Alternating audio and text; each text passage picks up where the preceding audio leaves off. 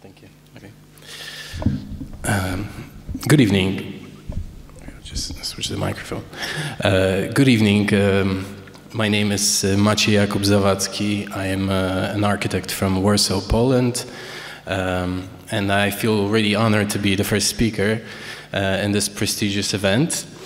And when it comes to sustainable architecture for a sustainable world, I thought that it would be really interesting to present this topic today, something that is present in all our projects recently, and to talk about the future of urban utility structures. Why they're important is because whenever buildings are built or cities, they're always there, they're always present. They're built nearby to service and support. But pretty much they have a reasonably questionable reputation. Sometimes they're just plain ugly. And what are they? They're power stations, power plants, heating stations, gas stations, water tanks, everything that supports the city, the infrastructure.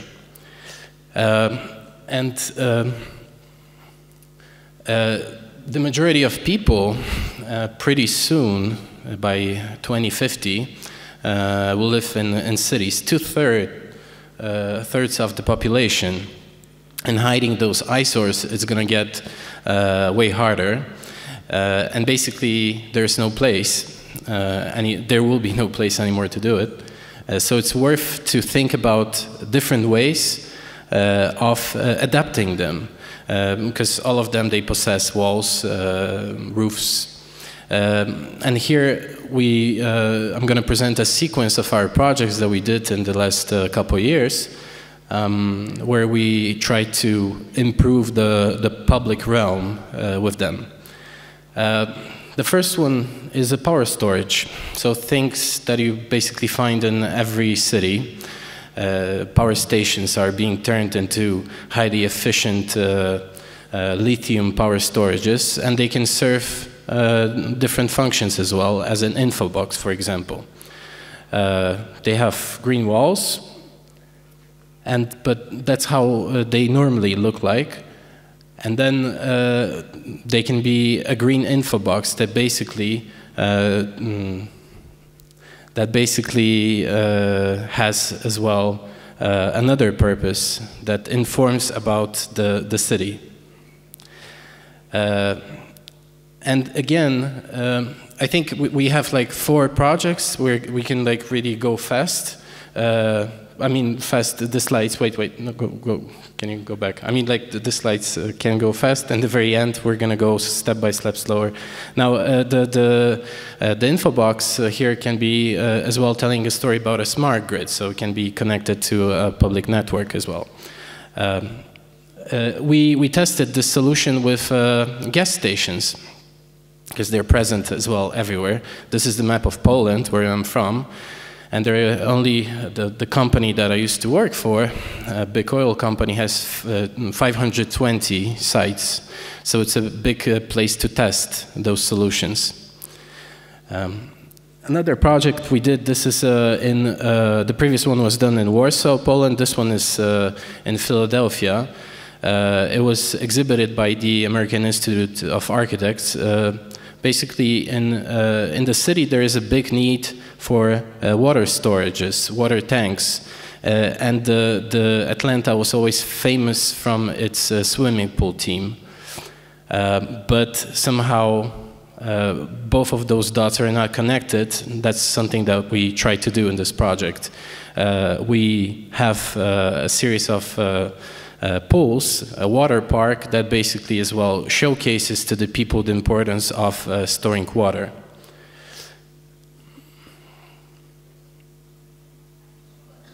And then this is a really interesting project. Some of you might know the site because it's here in Sofia. It was a competition for a heating plant that we adapted, and we added another function to it of a cultural facility. It's positioned in a very nice place, right next to a big park. And currently you can see like the city and then the green area. And in the very middle you have this neglected facility. And it's an old heating plant, which has a lot of art inside already. And it's protected by the city, those graffitis. And then you can see all the remains of the previous use, which we efficiently used in order to create spaces for artists and guests.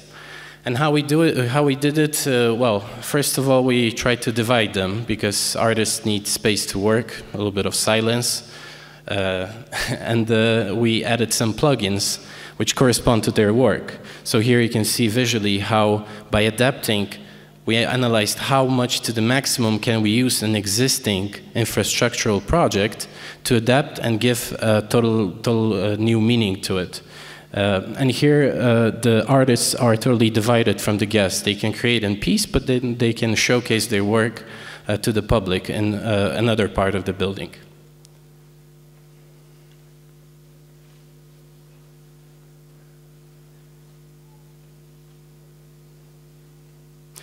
This is a project we did in Atlanta. It was a finalist from 1,300 entries in a competition for a bridge project on the connector. That's this big highway that cuts basically in half the whole city. It has 14 lanes, and people mostly in Atlanta, they just drive by. They don't stop. They don't even see what's interesting in the city. And then we thought that a bridge might not just be a bridge. It might have an additional purpose. Can be a sustainable performative structure in the city. And it, just as in the previous times you had other examples of facilities above highways, which were mostly related with other functions than just driving. And here you can see Atlanta. It doesn't have a river in the middle, it has 14 lanes.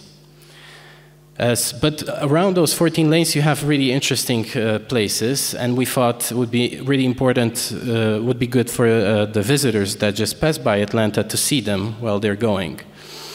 So the underside, we cover it with reflective material, fully reflective so that it's a visit card, basically, of the city, of important facilities that are right next to this highway.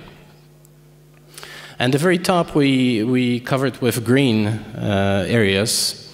This project, I have to mention, we did with Arup.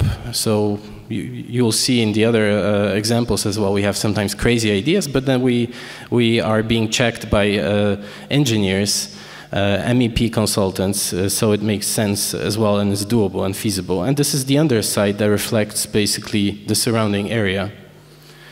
This is the bottom, which can host a lot of activities, and the very top is totally green and would act like a green filter. Atlanta has 14 of those bridges, which are empty, above this highway. And imagine this can already be something if you have 14 green filters. It's not just a connection, not just the shortest distance, it's basically as well a performative green structure in the middle of the city. And we didn't win this, but we got the second award in the competition, and it was organized by AIA in Atlanta and was shown in a convention. And this is the project which we can, I think, go slower with the slides, because this is something that we've been working on for the last 2 years. Normally, we work on a concept project for like a month and a half, 2 months tops. And here we worked a year and a half. And later, we finalized everything. This also was done with Arup engineers, and we have the building permit design for it, which I'll show in the next slides. Basically, this is the petrol station of the future concept, which is being realized. There is an existing station in Warsaw. It's positioned on the outskirts. It's a typical station. It's one of those examples that I mentioned in the very beginning of public utility structures. Nothing that appealing to the eye, but has a lot of potential because it consumes a lot of ground and has a wall and roofs. And then this is the current situation. This is the big beltway that's going to pass around Warsaw, so there's going to be a lot of traffic. And this will be a flagship station, so the biggest station for the whole country. And this is the current state, and how it's going to change, well, drastically, because you're going to have a big highway. So people are not going to even enter Warsaw, but they're going to go around and probably fuel. So it's a transit station as well. So in a car-oriented facility, we thought, once we were approached by this big oil company with just the title, design for us the petrol station of the future, it was a bid that we actually won with some star architects from all over the world. And we thought about putting the man in the middle, in the center, not the car. And then the station already looks way different from anything else from a distance. Now, a typical station is on the left, and on the right you can see ours. A typical station has a lot of green, unused areas. It's basically grass that people used to cross, step on it. It has a roof where it doesn't rain on top of your head, but once you go to pay, it does, so it's not logic enough. And those structures are, if you imagine, all over the world as oil companies operate. And we thought about having a two-in-one effect, using efficiently this grass surface that is basically pushed by city plans all over the world on the very top so that people could use it. And then it's basically a comfortable place as well to be covered by. And it's a place to socialize. It's a place where once you charge your electric car, and it's not 5 minutes still, but 20, you can do something with yourself. Now, we thought that it would be really important to think about the user. So we did a lot of research on drivers, basically. We had consultants that did research, and we basically analyzed, drivers are like people, they're different. One is a fast-paced driver, the other one is a slower family man. And all of them, they have different needs. But when they meet, collision happen. Those collisions, they happen either on the streets or at gas stations, but not physical actual collisions, but as well collisions in terms of operating. So once cars queue to the very same position, whereas in some other place they're empty. Once someone parks the car and goes to pay for something, for food, for example, because gas stations, they make more money on everything else besides gas at the moment. Or when someone wants to park their car. And then we divided the clients based on driving habits proportionally. We assigned fueling methods correspondingly. And we used hanging dispensers. This is something that doesn't exist in Europe. It's mostly in Asia. If you would ask why, well, basically just because. It's not that it's 100 times more expensive. And it has a lot of benefit because you can not only that fuel more cars, but you can see other people, you can see the views. It guarantees more an empty area without the big gas stations boxes. So the horizontal layout of dispensers, which is not efficient enough, we changed into a vertical one. And we created connections. And this is this well-lit forecourt in the ground floor. And then the top, we wanted to be special. Just like in a Formula 1, you have a pit stop, and there you have the hanging dispensers, which guarantee a very fast service. And we also put a lot of infographics so that people would know where they're going. Simple infographics that work. And then, so that as well, people, this is a common mistake in gas stations. Nobody knows from the service if someone paid or not for the fuel. Only once they check the monitor, but not the forecourt. And then the ramps actually that lead upstairs, we had to change as well so that sports cars could enter. And they have a lower inclination. So one-level station we changed into a two-level station, which has still the branding, but there, besides that, a performative slab. And then the station is based on performance, the looks of it. It's not just because we thought it will look like this, but that's how this structure performs in the area.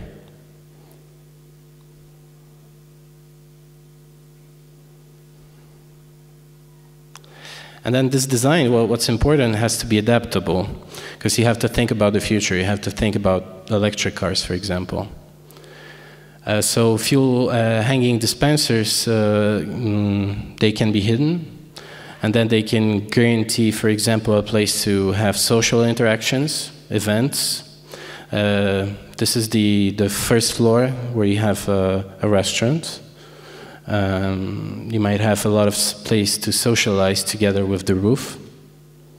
And then the design doesn't have columns. It's all being supported on those stairs. And you can host events. And we create as well an option to connect it with public transport. So it's a park and ride system, one of those stations. Or park and bike ride system, because there is a huge storage with city bikes there planned. But with uncertain prognosis related to the incoming oil crisis and the rise of the electric car, when electricity still heavily depends on fossil fuels, it's really hard to predict what will happen, so we need to prepare for all possible scenarios. And that's why we came up with this structure with Arup in order to have the petrol infrastructure easily changed into electric. So in 1 week, we can change our building into a charging station. And then a mixed station can be a fully charging station. And for now, we opted to have, we're waiting, this structure will be sleeping and waiting for the future to come, maybe the near future, but we have charging dispensers next to hanging fuel dispensers. And it's a multifunctional structure. This shape of it guarantees that later you can do something with it. You can even have different functions that you would never thought would exist in a petrol station, ex-petrol station, car sharing station, urban farm.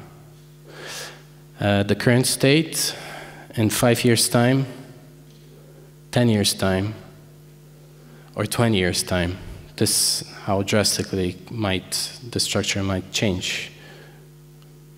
Environmental design here, you would think it's kind of crazy to do an ecological petrol station, but we actually won this bit by just answering to one sentence with another, basically with one question: why not starting to clean the world from the dirtiest places? So, for example, petrol stations.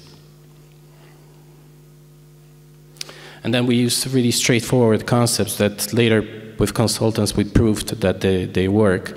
You can harvest rainwater and use this water to wash the cars. And actually, the biggest revenue in gas stations is not from fueling, but from washing cars. And the roof guarantees that you have a lot of space to harvest this rainwater, and this is in Warsaw, and it kind of rains a lot in Warsaw. And then the water we lead downstairs to a water tank that goes directly to the car wash. Those are basically the water intakes.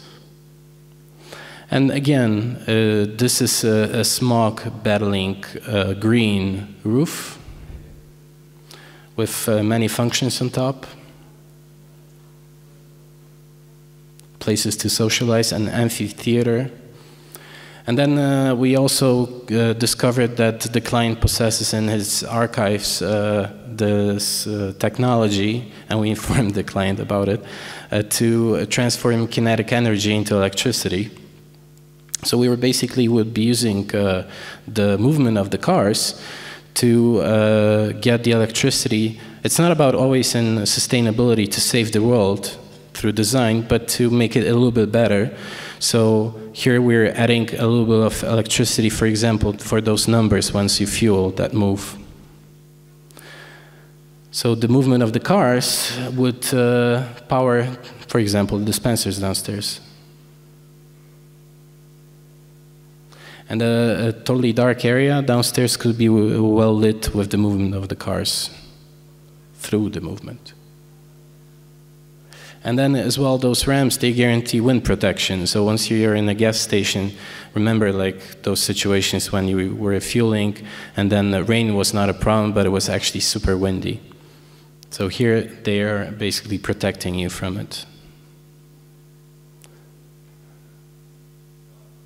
And again, like the bike repair station and bike systems are present in the station.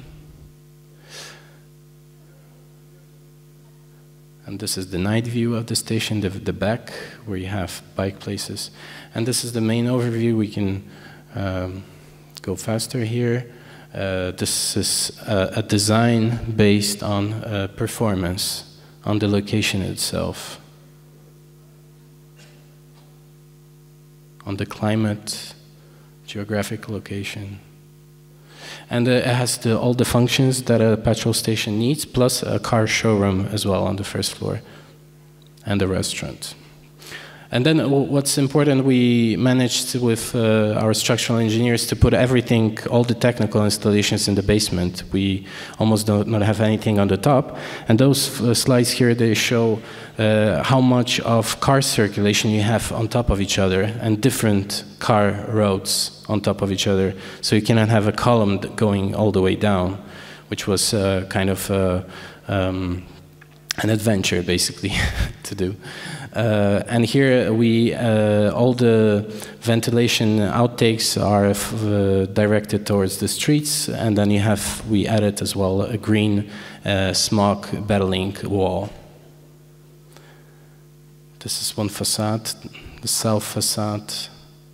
And then here it's a bit pixelated, or maybe too much light, but then basically here this is the technical drawing of our building, so the building pyramid design that we finalized.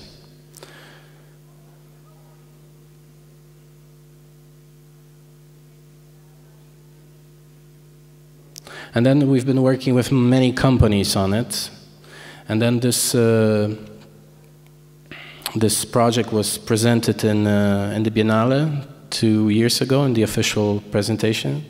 And then was also nominated in WAF, World Architecture Festival in Berlin, 2 years ago as well. And this year it received the German Design Award given from the German Design Council, what made us very happy. So, do I have some more time? Or? Okay, so if I have a little bit more time, I'll just show 2 more projects. These are some things that I did prior to those projects that I've been showing before. This is an air traffic control tower. It's, again, something that services people in a way. This got me thinking how to start with the concept of public utility structures. So this is the concept project, which was one. And then this is the building. It's an air traffic control tower and an airport in Łódź, in Poland. And then, if you could stop here, this is the thing is that in an air traffic control tower, you have people that work there, and they have to rest the same amount of time. So they work 6 hours, and they have to rest 6 hours. So they basically live there. And then it's so stressful in their work because they have to be responsible for sometimes 300 souls on board. Then they have to constantly see them. So in this design, we didn't put any structure in the glazing.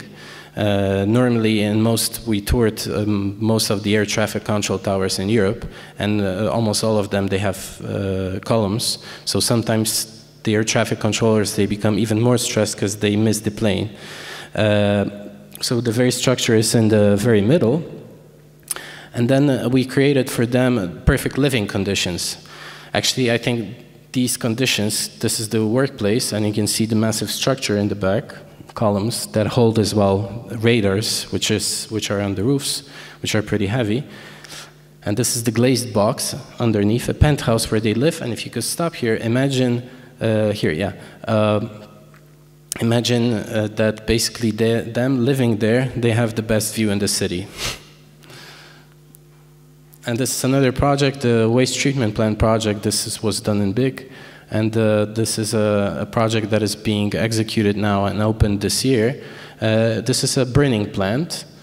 So, and this is a concept image of a ski slope on top of this burning plant. Basically, we connected two dots. Danes love to ski. They produce as well trash. This trash would be used to heat 60% of the city during winter. But they don't have any place to ski. They have to go to Norway. So we created a mountain of trash on top of which you can ski. And this is almost done. The building is almost executed.